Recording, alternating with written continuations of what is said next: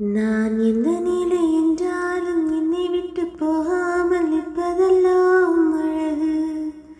நான் எந்த நிலை என்றாலும் என்னை விட்டு போகாமல் நிற்பதெல்லாம் அழகு.